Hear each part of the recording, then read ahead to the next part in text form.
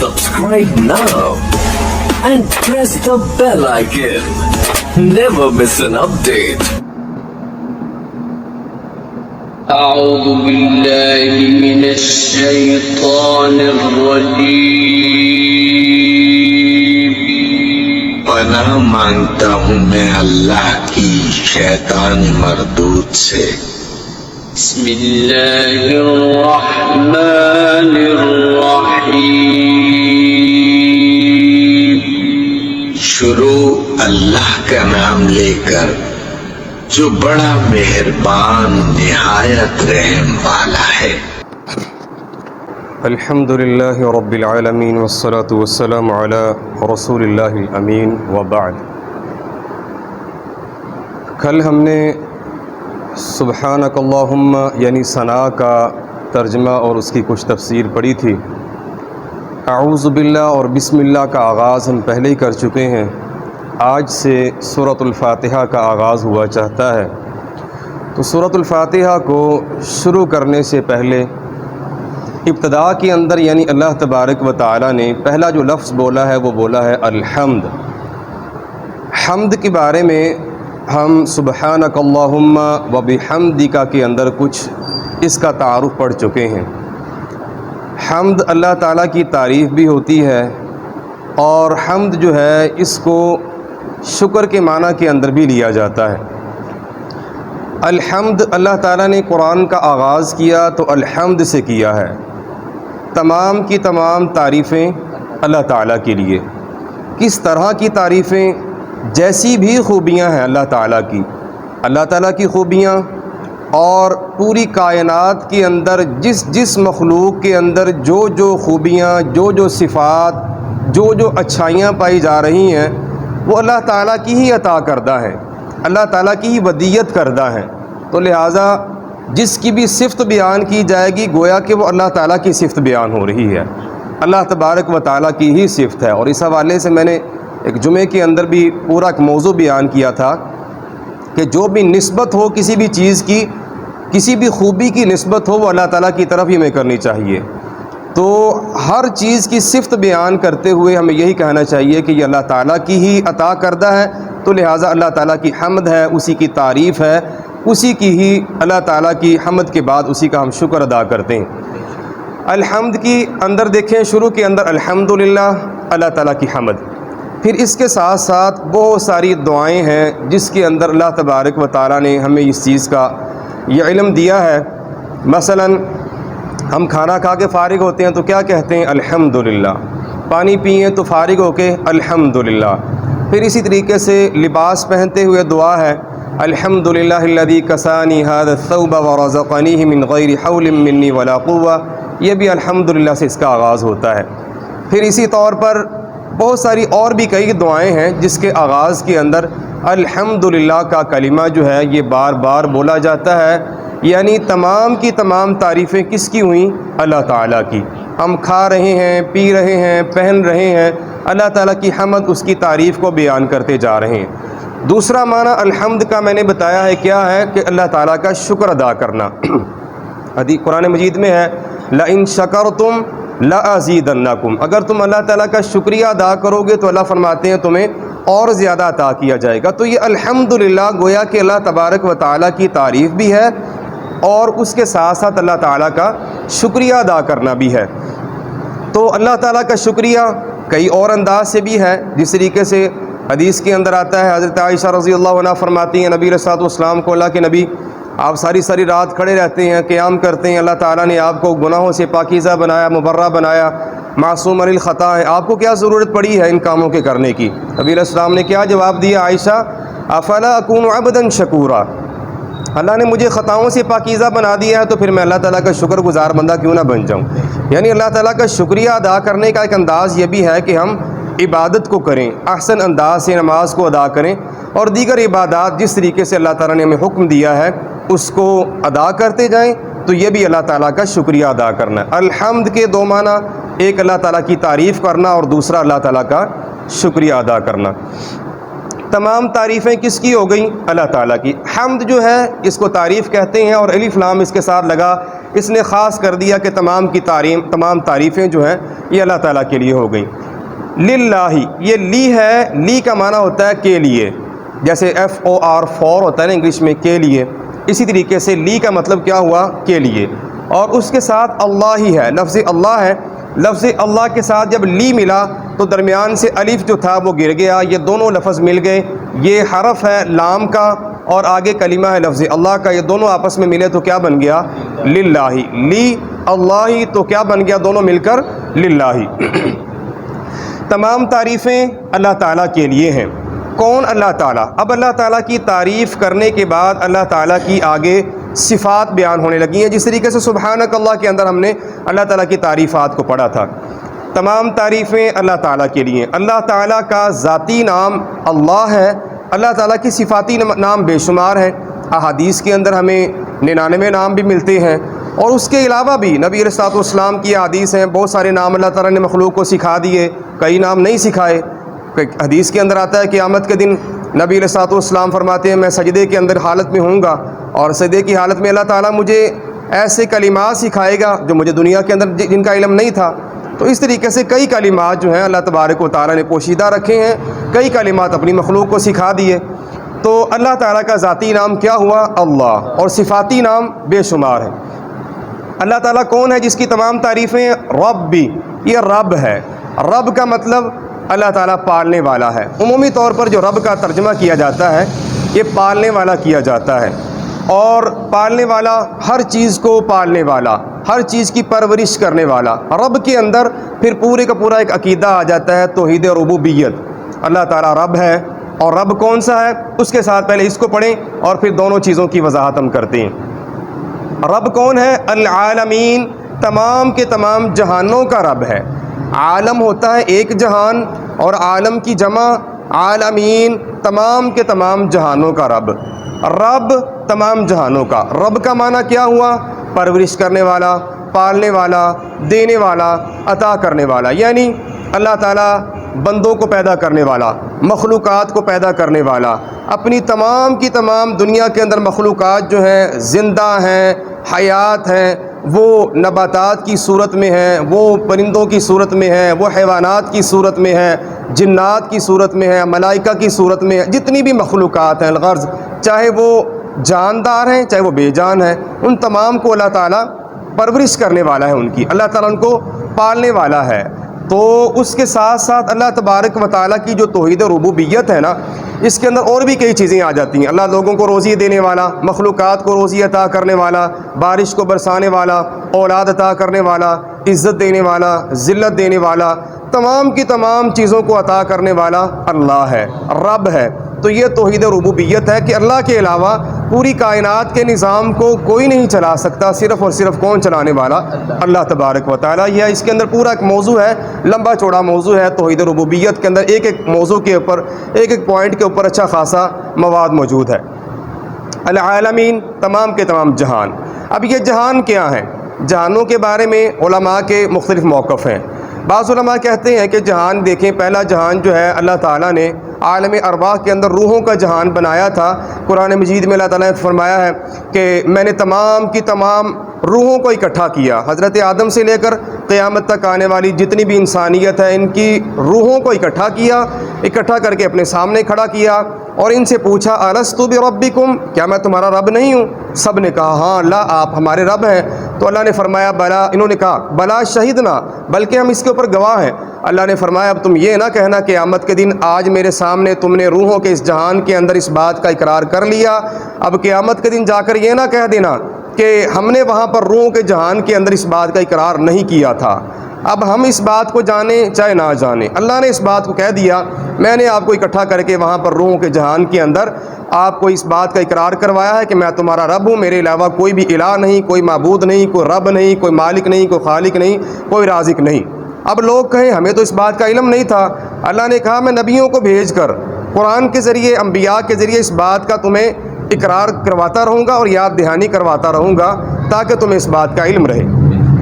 دوسرے علماء کہتے ہیں، بعض کے نزدیک یہ ہے کہ یہ جہان جو ہے یہ دنیا کے اندر کئی جہان ہے۔ مثلا دیکھیں جی، جنات ایک مخلوق ہے، اس کے اندر ایک بہت بڑا ان کا اپنا جہان ہے۔ ملائکہ فرشتے ہیں، فرشتوں کا اپنا جہان ہے۔ مرد ہیں ان کا مردوں کا اپنا جہان ہے، عورتوں کا اپنا جہان ہے، بچوں کا اپنا جہان ہے، پھر اسی طریقے سے نباتات ہیں دنیا کے اندر جتنے بھی ان کا اپنا ایک جہان ہے۔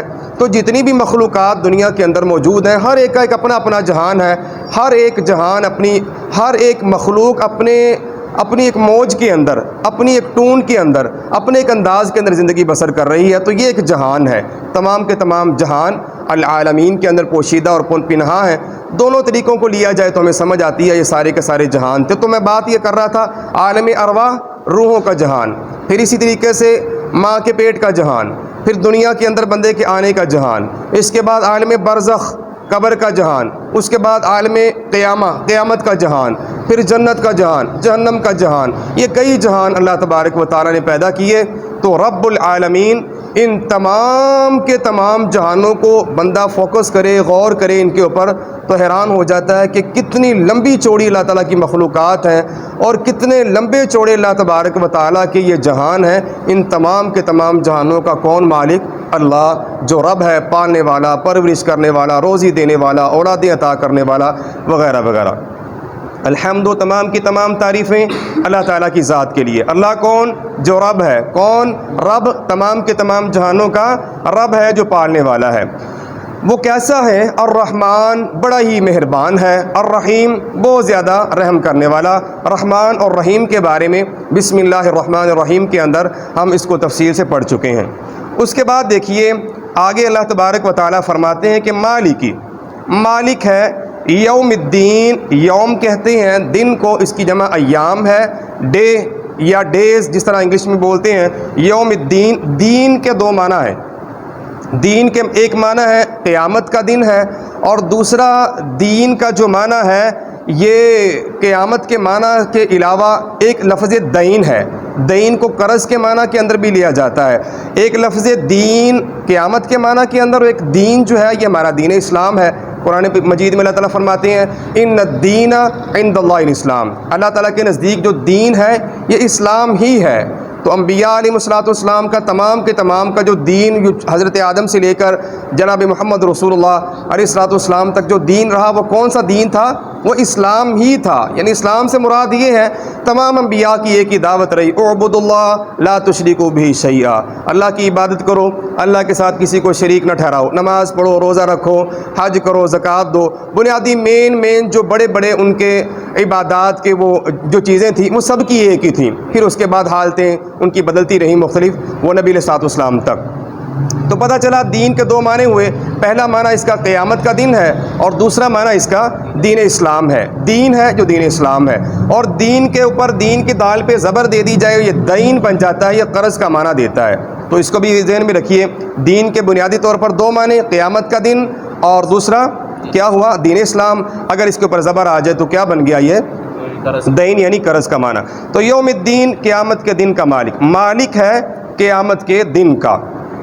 اب اللہ تبارک و تعالیٰ قیامت کے دن کا مالک ہے۔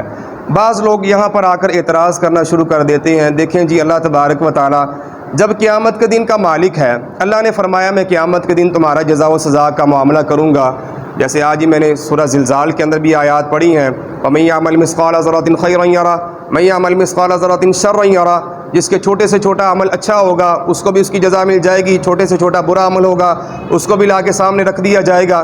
تو جب اللہ تبارک و تعالیٰ نے تمام کے تمام معاملات کو قیامت کے دن ہی پیش کرنا ہے، تو پھر اس سے پہلے یہ قبر والا معاملہ کیا ہے؟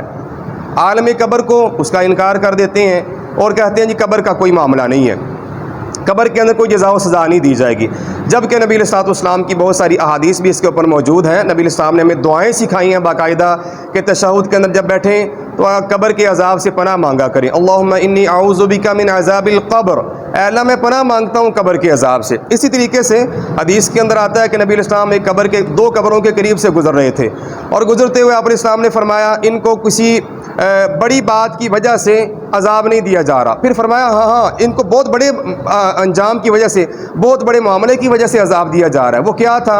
ایک پیشاب کے چھینٹوں سے نہیں بچتا تھا، اور دوسرا چغلیاں کیا کرتا تھا۔ وہاں پر فرمایا کہ ان کو عذاب دیا جا رہا ہے۔ پھر وہ مشہور حدیث ہے کہ وہاں پر نبی علیہ السلام نے سبز ٹہنی کو لگایا، فرمایا ممکن ہے کہ اس کی وجہ سے جب تک یہ ہری بھری رہے گی، سرسبز رہے گی، تو ان کو کیا ہوگا؟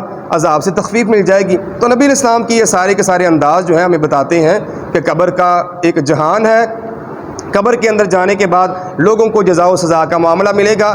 پھر احادیث کو مزید پرکھا جائے تو بڑی تفصیل کے ساتھ آتا ہے، بندے کی جان جسم سے نکلتی ہے، اس کے سامنے جنت کے فرشتے آتے ہیں، جہنم کے فرشتے بھی آ جاتے ہیں۔ جنت والے اگر نیک بندہ ہوگا تو جنت کے وہ لمبی ساری حدیث ہے، پوری ڈیٹیل کے ساتھ نبی صاحب نے اس کے اندر بیان کیا۔ کفن لے کے آتے ہیں جنت کا، اور جہنمی ہوتے ہیں وہ گندے ٹاٹ لے کے آتے ہیں، قبر میں جاتے ہیں، جنتی ہوتا ہے، اللہ تعالیٰ آسمان کے دروازے کھول دیتے ہیں، اس کی روح پر چلی جاتی ہے، پھر زمین پہ لایا جاتا ہے، اس کو کہا جاتا ہے نم کا نومت العروس، سو جا جیسے نئی نویلی دلہن سویا کرتی ہے۔ جہنمی ہوتا ہے تو اس کو جہنم کے اندر اس کا ٹھکانہ دکھایا جاتا ہے، پھر اس کو جہنم کے اندر عذاب دیا جاتا ہے۔ تو یہ جو عذاب قبر کے اندر دیا جاتا ہے یہ وہ بڑا عذاب نہیں ہے جو انجام کے طور پر یا پھر حتمی جو بندے کا فیصلہ کیا جائے گا، یہ وہ نہیں ہے، بلکہ یوں سمجھو یہ تمہیدی طور پر، بنیادی طور پر سٹارٹنگ پوائنٹ ہے۔ یہ بندے کا فوت ہونے کے بعد وہاں سے انسان کو عذاب دینا، سزا دینے والا معاملہ انسان کا شروع کر دیا جاتا ہے۔ پھر قیامت کے دن حساب کتاب مکمل ہوگا، اس کے بعد پھر اس کو بڑے عذاب سے دوچار کیا جائے گا۔ اب یہ تو رہا نا قبر کا معاملہ، اللہ نے تو قرآن کے اندر یہ بھی فرمایا ہے کہ بندہ دنیا کے اندر برے اعمال کرتا ہے تو دنیا کے اندر ہی ہم سزا دیتے ہیں، تو دنیا کے عذاب کا بھی ہم انکار کریں گے۔ وَلَنُذِيقَنَّهُم مِّنَ الْعَذَابِ الْأَدْنَىٰ دُونَ الْعَذَابِ الْأَكْبَرِ، ہم دنیا کے اندر اس کو چھوٹا عذاب دیتے ہیں بڑے عذاب سے پہلے، کیوں؟ تاکہ یہ لوٹ آئے، لعلہم یرجعون، تاکہ یہ واپس پلٹ آئے۔ تو یہ اللہ تعالیٰ کا دنیا کے اندر بھی بندے کو عذاب دینا ہے، دکھوں کی صورت میں، بیماریوں کی صورت میں، کئی قسم کی پریشانیوں کی صورت میں اندر۔ بعض دفعہ بندہ جو ہے وہ نڈھال ہو جاتا ہے، زندگی سے تنگ آ جاتا ہے، تو یہ عذاب نہیں تو اور کیا ہے۔ اللہ نے قرآن سورہ انفال کے اندر بھی فرمایا سال کے اندر 1 یا 2 مرتبہ اس کو بڑے بڑے عذاب دیتے ہیں تاکہ یہ بندہ پلٹ آئے۔ صرف گناہ گار بندہ، مومن بندہ نہیں، گناہ گار بندہ یا کافر بندہ یا منافق بندہ، ان کو اللہ تعالیٰ عذابوں سے دوچار کرتا ہے تاکہ یہ واپس پلٹ آئیں۔ تو یہ عذاب قبر کا انکار کرنے والے کیا دنیا کے عذاب کا بھی انکار کریں گے اس طریقے سے؟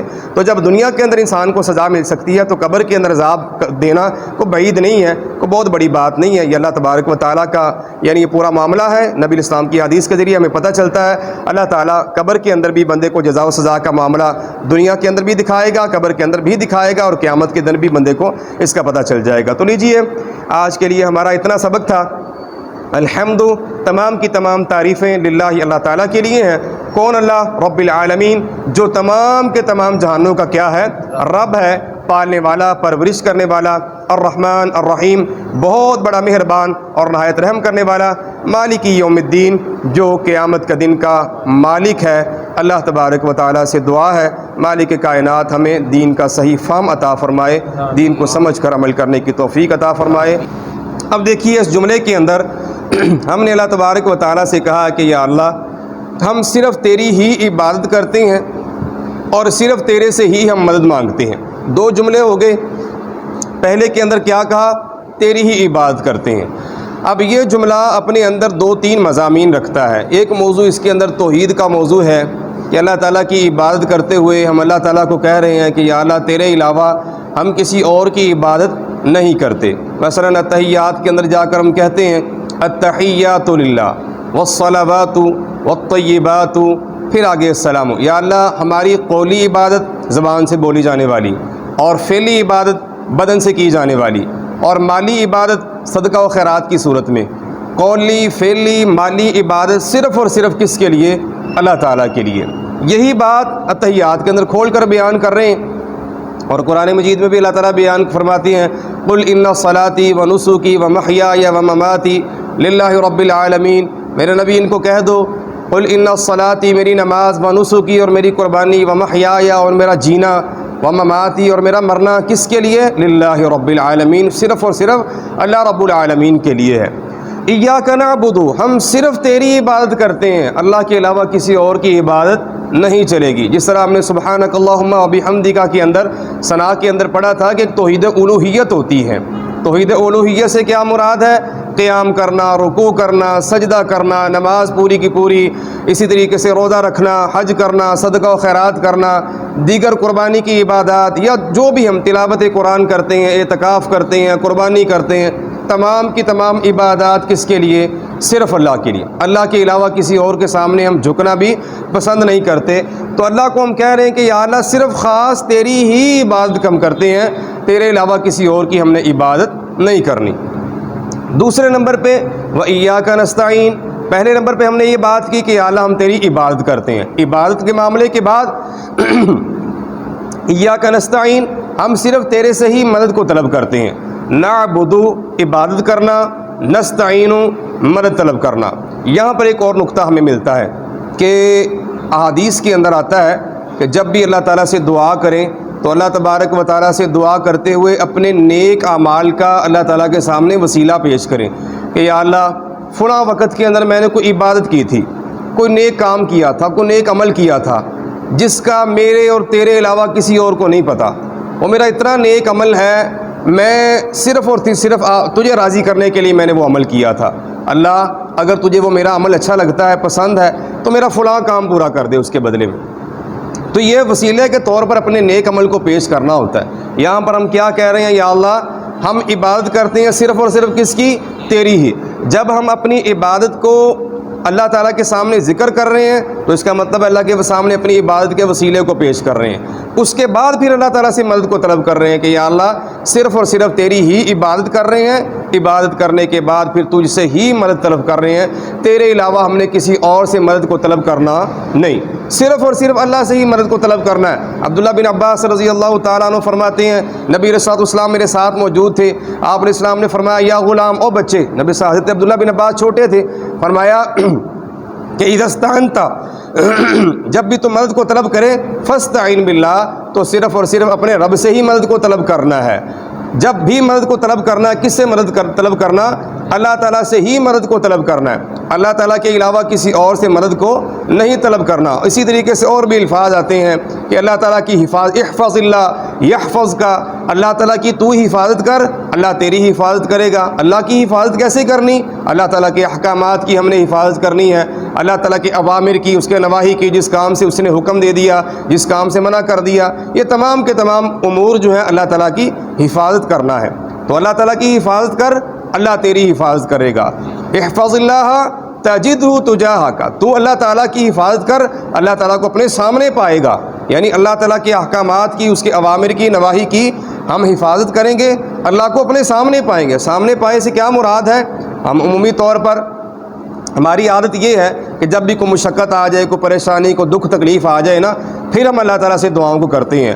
اللہ تعالیٰ کہتے ہیں جو بندے خوشحالی کے اندر میرے ساتھ دعاؤں کے اندر میرے ساتھ شریک ہوتے ہیں، میرے سے مانگتے ہیں، مجھ سے مدد کو طلب کرتے ہیں، اللہ تنگی کے اندر پھر ان کو زیادہ عطا کرتا ہے، کیونکہ بندے کو پتہ ہے، اللہ تعالیٰ کو پتہ ہے کہ میرا بندہ جو ہے یہ خوشحالی میں بھی مجھے یاد کرتا ہے اور بدحالی کے اندر بھی یاد کرتا ہے۔ تو یہ نہیں ہونا چاہیے کہ جب پریشانی آ گئی ہے اللہ کے سامنے گڑ گڑا کر دعائیں کریں، جیسے سورہ یونس کے اندر اللہ تعالیٰ فرماتے ہیں جب بندے کو تکلیف پہنچتی ہے پھر یہ کیا کرتا ہے؟ اذا مس الانسان الضر دعانا لجنبه او قاعدا او قائما، اللہ کے سامنے دعائیں کرتا ہے، کبھی کھڑا ہو کر، کبھی بیٹھ کر، کبھی لیٹ کر دعائیں کرتا ہے، یا اللہ پریشانی، دکھ تکلیف کو، رنج غم کو دور کر دے۔ جب اللہ پریشانی کو دور کر دیتا ہے پھر کیا ہوتا ہے؟ مر کأن یدعونا الی ضر مسا، ایسے ہو جاتا ہے جیسے اس نے اللہ تعالیٰ کو کبھی دیکھا ہی نہیں تھا، جیسے گویا کہ اس نے کبھی دعا ہی نہیں کی تھی۔ انسان کی یہی کیفیت ہے نا، تکلیف ہو جائے بڑا اللہ کو یاد کرتا ہے، تکلیف دور ہو جائے پھر تو کون اور میں کون، ہمیں تو پتہ ہی نہیں ہوتا۔ تو یہاں سے ہمیں یہ نقطے مل رہے ہیں کہ اللہ تعالیٰ کے سامنے عبادت کو پیش کریں کہ یا اللہ ہم نے نیک عبادت کی تھی، نیک عمل کیا تھا، نیک معاملہ کیا تھا، اللہ تیرے سامنے پیش کرتے ہیں، اس کے بدلے میں ہماری تو مدد کر، ہم صرف تیرے سے ہی مدد کو طلب کرتے ہیں، تیرے علاوہ ہم نے کسی اور سے مدد کو طلب کرنا نہیں۔ دوسری چیز یہاں سے دعا کے حوالے سے بھی کچھ چیز ملتی ہے، جس طرح میں نے آپ کو بتایا کہ شروع کے اندر ہم نے کیا پڑھا تھا، الحمدللہ رب العالمین، ابتدا کر رہے ہیں کہ یا اللہ تمام کی تمام تعریفیں تیرے لیے ہی ہیں جو رب العالمین ہے، غائب کے صیغوں کے ساتھ وہاں پر بات کر رہے ہیں، تمام تعریفیں کس کے لیے ہیں؟ رب العالمین کے لیے۔ رب العالمین کون؟ الحمدللہ رب العالمین الرحمن الرحیم، جو رحمان بھی ہے جو رحیم بھی ہے، اور پھر مالک یوم الدین، وہ قیامت کے دن کا مالک ہے۔ ہم نے اللہ تعالیٰ کو مخاطب وہاں پر نہیں کیا، غائب کے صیغوں کے ساتھ وہاں پر اللہ تعالیٰ کی ہم تعریف کرتے جا رہے ہیں، یہاں پر اللہ کو مخاطب کر رہے ہیں، کیا کہہ رہے ہیں؟ یا اللہ ہم صرف تیری ہی عبادت کرتے ہیں اور صرف تجھ سے ہی ہم مدد کو طلب کرتے ہیں، تیرے علاوہ ہم نے کسی کی عبادت بھی نہیں کرنی اور تیرے علاوہ کسی اور سے مدد کو بھی نہیں طلب کرنا۔ یہاں پر دعا کا طریقہ بھی ہمیں سکھایا گیا، کیا طریقہ ہے؟ نبی علیہ الصلوۃ والسلام کی حدیث بھی ہے، پہلے اس کو دیکھیے کہ ہم ابتدا کے اندر اللہ تعالیٰ کی تعریف کو کرتے آئے ہیں، تمام تعریفیں اللہ تعالیٰ کے لیے. اللہ کی تعریف کی. اللہ کون؟ جو رب العالمین ہے، تمام جہانوں کا مالک ہے. پھر اس کے بعد جو رحمان بھی ہے، جو رحیم بھی ہے، جو قیامت کے دن کا مالک بھی ہے. اللہ تعالیٰ کی تعریفات ہو گئیں. تعریفات کرنے کے بعد پھر اللہ تعالیٰ سے سوال کر رہے ہیں، یا اللہ ہم اپنی عبادات کو اور استعانت کو تیرے سامنے رکھتے ہیں. نبی علیہ الصلوۃ والسلام کی حدیث ہے، وہ صحابی رسول تھے، وہ دعا کر رہے تھے اور انہوں نے جلد بازی دعا کے اندر کی. اللہ کے نبی نے فرمایا اگر آپ دعا اس انداز سے کرتے کہ پہلے اللہ تعالیٰ کے سامنے اللہ تعالیٰ کی حمد کو بیان کرتے، اللہ تعالیٰ کی ثنا کو بیان کرتے، اللہ تعالیٰ کی تعریفات کریں، تو حمد و ثنا کے اندر بعض علماء کے نزدیک یہ ہے کہ دعا کو جب آغاز کریں نا، ہم شروع میں پڑھتے ہیں الحمدللہ رب العالمین الرحمن الرحیم مالک یوم الدین، یہاں تک اگر پڑھا جائے تو اللہ تعالیٰ کی یہ تعریف ہے. اس کے علاوہ بھی کئی الفاظ ملتے ہیں، نسألک موجبات رحمتک وعزائم مغفرتک، اس طرح کی دعائیں ہیں. یا ربی لک الحمد کما ینبغی لجلال وجہک وعظیم سلطانک، یہ اللہ تعالیٰ کے سامنے اللہ کی تعریفی کلمات ہیں. ان کلمات کو ادا کرنے کے بعد نبی علیہ الصلوۃ والسلام نے فرمایا پہلے اللہ تعالیٰ کی حمد کو بیان کرو، اللہ کی ثنا کو بیان کرو، اللہ کی تعریفات کرو. اس کے بعد نبی علیہ الصلوۃ والسلام پر درود پڑھیں. اللہ کے نبی پر دعا مانگتے ہوئے پہلے اللہ کی حمد کریں، پھر نبی علیہ الصلوۃ والسلام پر درود پڑھیں. درود ابراہیمی پورا پڑھ لیا جائے تو بہترین ہے. اس کے بعد اللہ تبارک و تعالیٰ کے سامنے اپنی دعا کو پیش کریں، جو بھی ہماری ضرورت ہے، حاجت ہے، اس کو پیش کریں. اللہ تعالیٰ بندے کی پھر دعا کو قبول کرتا ہے. یہ انداز ہونا چاہیے دعا کرنے کا. اور پھر علماء کے نزدیک یہ بھی ہے کہ بندہ جب تعریفات کرتے ہوئے شروع کے اندر اگر آیت الکرسی کو پڑھ لے نا، یہ آیت الکرسی بھی بڑی ہی کمال کی آیت ہے، بڑی بہترین آیت ہے. اس کو بعض علماء کے نزدیک اسم اعظم کا بھی نام دیا گیا. اللہ تعالیٰ کے بڑے اسماء ہیں، بڑے اچھے اچھے نام ہیں. ان ناموں میں سے سب سے بہترین قسم کے نام اگر شمار کیے جائیں وہ اسم اعظم سب سے بہترین، سب سے بڑا نام کیا ہے؟ آیت الکرسی کے اندر وہ اللہ تعالیٰ کی بڑی ہی خوبیاں، بڑی پیاری اللہ تعالیٰ کی تعریفات ہم کرتے ہیں. تو اللہ تعالیٰ کی تعریفات کے ساتھ ساتھ آیت الکرسی کو پڑھا جائے، بعد میں درود ابراہیمی کو پڑھا جائے، پھر اللہ تعالیٰ کے سامنے اپنی حاجات، اپنی ضروریات کو رکھا جائے اور اللہ سے دعا کرتے ہوئے دعا کا اختتام کیا جائے، تو انشاءاللہ اللہ تعالیٰ بندے کی دعا کو قبول کرتا ہے. اور دعا کی قبولیت کے پھر کچھ اوقات ہیں، ان اوقات کے اندر اگر دعا کی جائے پھر اس سے بھی بہتر. سونے پہ سہاگا، سفر کے اندر مسافر کی اللہ تعالیٰ دعا کو قبول کرتا ہے، بارش کے دوران اللہ تعالیٰ دعا کو قبول کرتا ہے. اور اسی طریقے سے جمعے کے دوران 2-3 حدیث اس کے بارے میں آتی ہیں کہ خطیب جب ممبر پہ بیٹھتا ہے اس درمیان تھوڑی سی ایک گھڑی آتی ہے، جب بندہ اللہ سے دعا کرے تو اللہ تعالیٰ بندے کی دعا کو رد نہیں کرتا. بعض صحابہ سے یہ بھی ملتا ہے کہ جمعے والے دن عصر سے لے کر مغرب تک اللہ تعالیٰ سے دعائیں کیا کرتے تھے. قبولیت کا وہ وقت ہے. اور باپ کی دعا اولاد کے حق میں دعا قبول ہوتی ہے، یہ بھی قبولیت کے یعنی وہ معاملات میں سے ایک ہے کہ بندے کو چاہیے اپنی اولاد کے حق کے اندر دعا کرے. پھر اسی طور پر یہ جو اذان اور اقامت کے درمیان کا وقفہ ہے، جس دوران ہم اپنے وقت کو فضولیات کے اندر، گپ شپ کے اندر یا ٹائم پاس کرتے ہوئے نماز کے انتظار کے اندر ہم گزار دیتے ہیں، اگر اس دوران دعا کریں، حدیث کے اندر ہے لا يرد الدعاء بین الاذان والاقامہ، اذان اور اقامت کے درمیان کی گئی دعا کو اللہ تعالیٰ رد نہیں کرتا. یعنی کتنا قیمتی وہ وقت ہے جس کو ہم ضائع کر دیتے ہیں. تو ہم جہاں پر بات کر رہے ہیں کہ اللہ تعالیٰ سے یہ دعائیں کرنی ہے، عبادت اللہ تعالیٰ کے سامنے کرنی ہے اور دعا کا طریقہ کار نبی علیہ الصلوۃ والسلام نے ہمیں سکھایا ہے. تو اس میں سے یہ بہترین طریقہ، پہلے ہم نے اللہ کے سامنے عبادت کو رکھا، یا اللہ ہم صرف تیری ہی عبادت کرتے ہیں اور تجھ سے ہی مدد کو طلب کرتے ہیں. اللہ کے سامنے عبادت کو بھی رکھ دیا، اللہ کے سامنے اپنی عبادت کو بطور وسیلہ پیش کر دیا اور دعا کو کیا. دعا کو کرنے کا جو انداز ہونا چاہیے آپ کے سامنے رکھا. احادیث مبارکہ کے مطابق ہماری دعا کا انداز کیسا ہونا چاہیے؟ اللہ تعالیٰ کی تعریفات کرتے ہوئے، نبی علیہ السلام پر درود پڑھتے ہوئے. دعا کی قبولیت کے اوقات کون سے ہیں ان کو بھی ملحوظ رکھیں، اور ساتھ ساتھ اس آیت کے ترجمے کو یا تمام کے تمام جملے کو ذہن میں رکھیں کہ ایاک نعبد، اے اللہ ہم صرف تیری ہی یا خاص تیری ہی ہم عبادت کرتے ہیں، وایاک نستعین، اور صرف تیرے سے ہی ہم مدد کو طلب کرتے ہیں، تیرے علاوہ ہم نے کسی سے مدد کو طلب نہیں کرنا. بعض لوگ کہتے ہیں جی دیکھیں اللہ تعالیٰ سے مدد کو طلب کرنا ہے تو اس کا مطلب یہ ہے کہ کسی سے بھی مدد کو طلب کیا جا سکتا ہے، جیسے بزرگان دین سے مدد کو طلب کرنا اور کئی اور اس کے اندر بہت ساری چیزیں آ جاتی ہیں غیر اللہ سے مدد کو طلب کرنے کے حوالے سے. اللہ تعالیٰ نے قرآن مجید میں فرمایا ہے وتعاونوا علی البر والتقوی، نیکی اور بھلائی کے کاموں میں ایک دوسرے کے ساتھ تعاون کیا کرو. تو تعاون سے مراد یہ ہے کہ چھوٹے موٹے امور کے اندر ہم ایک دوسرے سے مدد کو طلب کرتے ہیں، میرا فلاں کام میرے ساتھ مل کر دے، فلاں میرے ساتھ مل کر کام کر دے. تو اس آیت کریمہ کو بنیاد بنا کر بعض لوگ کہتے ہیں کہ غیر اللہ سے مدد کو طلب کیا جا سکتا ہے، اور مدد بھی پھر ایسی طلب کرتے ہیں جو صرف اور صرف اللہ تعالیٰ سے مدد طلب کی جاتی ہے، یعنی ایسی مدد جو بندے کے بس سے باہر ہوتی ہے، وہ مدد غیروں سے وہ طلب کرنا شروع کر دیتے ہیں، تو یہ شرک کے اندر آ جاتی ہے۔ اس کی پھر کسی دن انشاءاللہ تفصیل کو بیان کریں گے۔ جو بندہ شرک کرتا ہے اللہ تعالیٰ شرک کرنے والے کو معاف نہیں کرتا۔ یہاں پر ہم دیکھیں نماز کے اندر اللہ تعالیٰ سے وعدہ کر رہے ہیں، یا اللہ تیرے سے ہی ہم مدد کو طلب کر رہے ہیں، تیری ہی عبادت کر رہے ہیں، اور باہر جا کر غیروں کے سامنے ہم جھک رہے ہیں اور غیروں سے پھر مدد کو طلب کر رہے ہیں، تو پھر یہ اللہ تعالیٰ کے ساتھ دھوکہ نہ ہوا تو اور کیا ہوا؟ نماز کے اندر اللہ تعالیٰ سے عہد و عہد کر رہے ہیں، معاہدے کر رہے ہیں، قول و قرار اللہ تعالیٰ کے سامنے پیش کر رہے ہیں، یا اللہ تیری عبادت کر رہے ہیں، صرف تیری عبادت کرتے ہیں، صرف تیرے سے مدد طلب کر رہے ہیں، اور باہر نکلتے ہیں تو کیا کیا کلمات، کیا کیا الفاظ غیر اللہ کے لیے اور اوروں کے لیے بول رہے ہوتے ہیں، کسی کے سامنے جھک رہے ہیں، کسی سے مدد کو طلب کر رہے ہیں، تو یہ تمام چیزیں شرکیہ امور کے اندر آ جاتی ہیں، ہمیں اس سے بچنا چاہیے۔ اللہ تعالیٰ سے دعا ہے اللہ تعالیٰ ہمیں دین اسلام کا فہم نصیب فرمائے۔ سورۃ الفاتحہ کو شروع سے لے کر آخر تک ہم پڑھتے آ رہے ہیں۔ الحمدللہ رب العالمین، تمام تعریفیں اللہ تعالیٰ کے لیے ہیں جو رب العالمین ہے، تمام جہانوں کا پالنے والا ہے۔ الرحمن الرحیم، بہت بڑا مہربان، نہایت رحم کرنے والا، مالک یوم الدین، وہ قیامت کا دن کا مالک ہے۔ ایاک نعبد و ایاک نستعین، کہ ہم صرف اللہ تیری ہی عبادت کرتے ہیں اور تجھ سے ہی مدد مانگتے ہیں۔ اس کے بعد ہم ایاک نعبد و ایاک نستعین، کہ اللہ صرف تجھ سے ہی مدد مانگتے ہیں اور تیری ہی عبادت کرتے ہیں۔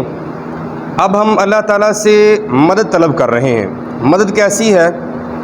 اس کے بعد مزید وضاحت شروع ہو گئی کہ ایک تو مدد ہے عام، ہم جو بھی مدد مانگے اپنی ضروریات، اپنی حاجات، اپنے مسائل کو اللہ کے سامنے رکھتے ہیں، اور اس کے ساتھ ساتھ انسان کو پوری زندگی کے اندر لمحے لمحے کے لیے اللہ تبارک و تعالیٰ کی رہنمائی کی ضرورت پڑتی ہے۔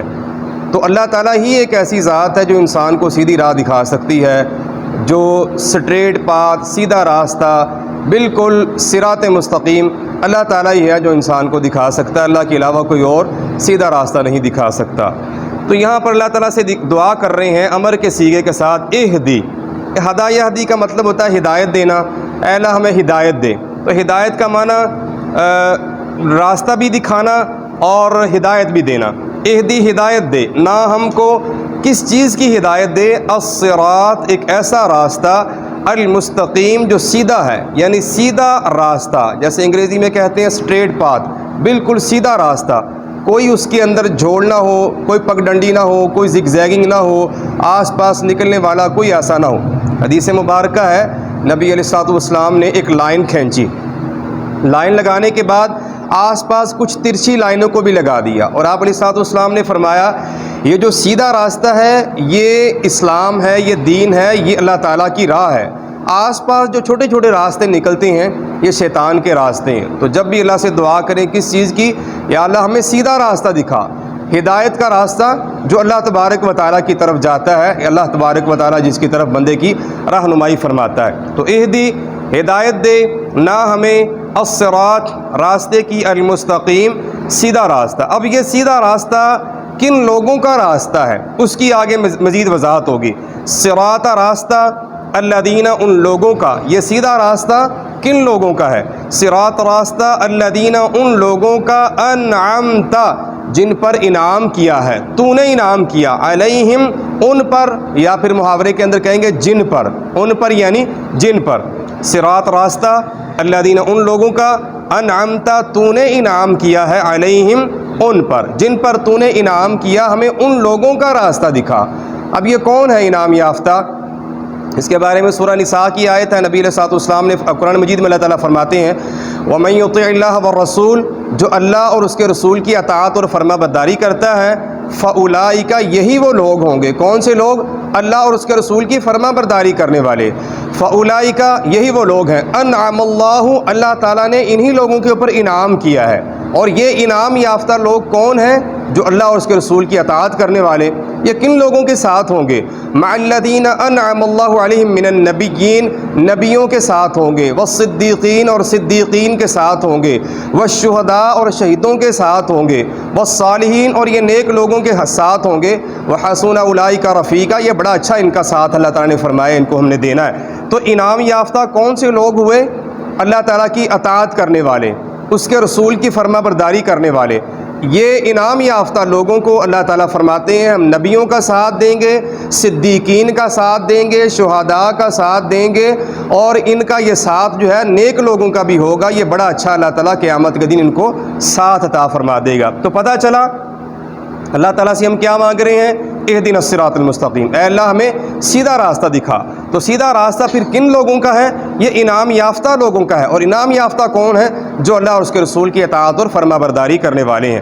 پھر آگے ہم نے اس کے بعد اللہ تعالیٰ سے یہ دعا کی ہے کہ یا اللہ، ایک تو یہ ہے کہ ان لوگوں کا راستہ دکھا جن کے اوپر تو نے انعام کیا، دوسرا کہیں ایسے لوگوں کا راستہ نہ دکھا دینا جو گمراہ بھی ہیں اور جن کے اوپر تیرا غصہ بھی نازل ہوا۔ ترجمہ دیکھیے، غیری کا معنی علاوہ بھی ہوتا ہے، نہ بھی ہوتا ہے۔ جیسے لام الف لا کا معنی نہ ہوتا ہے، یہ ولا اس کا معنی بھی نہ ہے، اور غیری کا معنی بھی نہ یہاں پہ کیا جائے گا۔ علاوہ یا غیر کے معنی بھی یہ دے رہا ہوتا ہے۔ غیر المغضوبی، نہ ان لوگوں کا راستہ جن کے اوپر غضب کیا گیا۔ غضب کا مطلب غصہ، اللہ تعالیٰ کی ناراضگی، جن کے اوپر اللہ تعالیٰ کی ناراضگی یا اللہ تعالیٰ کا غصہ کیا گیا۔ علیہم، یہ اسی طریقے سے جیسے یہ علیہم ان پر، یعنی جن پر تیرا غضب نازل کیا گیا، ان لوگوں کا راستہ نہ دکھا دینا۔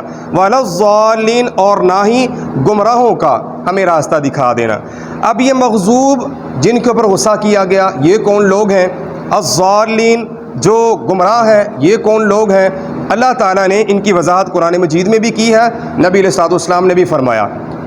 اللہ کے نبی کی حدیث ہے، الیہود مغضوب علیہم والنصارى ذلال، کہ یہودی جو لوگ ہیں ان کے اوپر اللہ تعالیٰ کا غضب نازل کیا گیا ہے، یہودیوں کے اوپر اللہ تعالیٰ کا غصہ نازل کیا گیا۔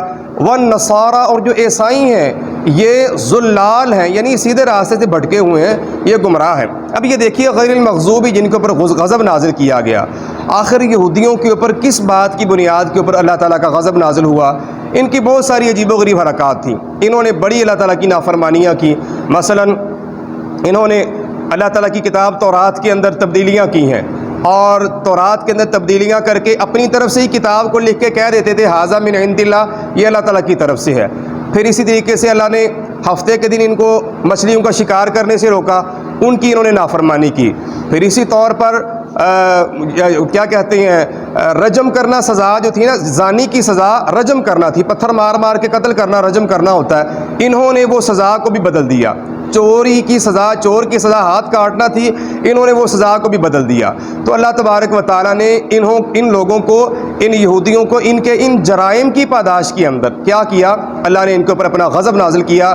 سورہ مائدہ کے اندر بھی آتا ہے، اللہ تعالیٰ فرماتے ہیں ان کے اوپر جب اللہ تعالیٰ کا غضب نازل ہوا، وَجَعَلَ مِنْهُمُ الْقِرَدَةَ وَالْخَنَازِيرَ، اللہ نے ان کو بندر بھی بنا دیا، ان کو خنزیر یعنی سوروں کی شکل کے اندر تبدیل کر دیا۔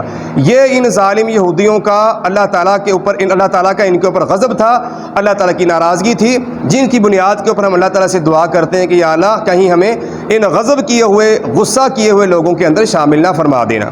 دوسرا الضالین، ضالین سے مراد کون ہے؟ یہ عیسائی ہیں، یہ سیدھے راستے سے بھٹکے ہوئے۔ تو سیدھے راستے سے یہ کیسے بھٹکے ہوئے ہیں؟ قرآن مجید میں بھی اللہ تعالیٰ نے اس کی وضاحت فرمائی ہے کہ جو لوگ ہیں عیسائی، یہ اللہ تبارک و تعالیٰ کو تین خدا مانتے ہیں۔ ان کا عقیدہ ہے کہ اللہ خدا، بیٹا اور روح القدس، اللہ تعالیٰ بھی ہے، نبی علیہ السلام کے اللہ تعالیٰ کے بیٹے حضرت عیسیٰ ہیں نعوذ باللہ، اور اسی طریقے سے کبھی حضرت مریم علیہ السلام کو خدا مانتے ہیں، کبھی یہ کہتے ہیں حضرت جبریل امین علیہ السلام، یہ بھی اللہ تعالیٰ کے، اللہ تبارک و تعالیٰ ہی ہیں۔ کبھی کہتے ہیں تینوں ہی خدا ہیں۔ کبھی قرآن کے اندر اللہ تعالیٰ فرماتے ہیں، کہتے ہیں ان اللہ هو المسیح ابن مریم، کہ عیسیٰ ابن مریم یہی اللہ تعالیٰ ہے۔ کبھی اللہ تعالیٰ جو ہے عیسیٰ بن مریم کو کہہ رہے ہوتے ہیں۔ پھر اسی طریقے سے انہوں نے بھی اپنی کتابوں کے اندر تبدیلیاں کی ہیں، اور بہت ساری ان کی جو ہے گمراہیاں ہیں، جن کی بنیاد کے اوپر اللہ تعالیٰ نے یہاں پر قرآن مجید کی سورہ فاتحہ کے آخر کے اندر اس بات کا بیان کیا کہ میرے سے جب صراط مستقیم مانگنا ہے، سیدھے راستے کی جب ہدایت مانگنی ہے، تو کہنا ہے اے اللہ ہمیں سیدھا راستہ دکھا دے، اور راستہ ان لوگوں کا دکھانا جن کے اوپر تیرا انعام نازل ہوا۔ انعام یافتہ کون؟ اللہ اور اس کے رسول کی اطاعت کرنے والے، فرما برداری کرنے والے، اور غیر المغضوبی ان لوگوں کا راستہ نہ دکھا دینا جو مغضوب ہیں، جن کے اوپر غصہ کیا گیا۔